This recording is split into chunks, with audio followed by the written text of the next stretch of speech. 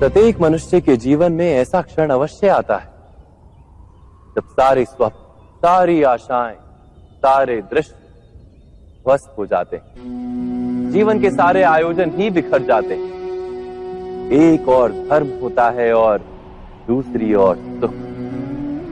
इसी को धर्म संकट कहते हैं। जब धर्म का वहन ही संकट हो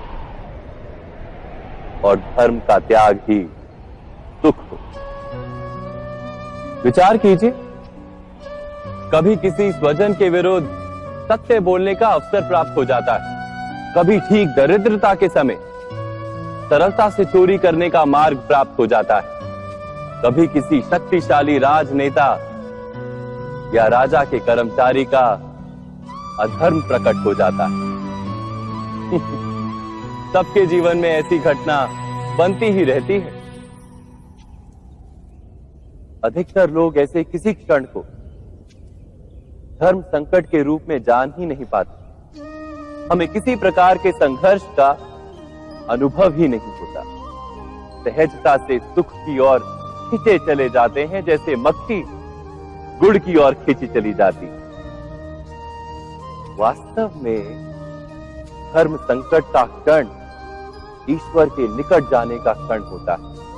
यदि हम संघर्षों से भयभीत ना हो, सुख की ओर आकर्षित ना हो, अपने धर्म पर दृढ़ रहे,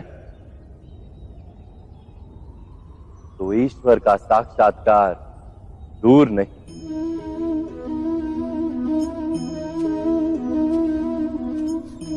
पवन से युद्ध करने वाला पत्ता यदि पेड़ से गिरता है तो भी आकाश की ओर उठता है।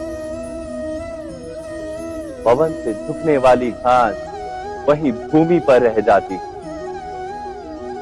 अर्थात धर्म संकट से यदि हम संकट को ही टाल दें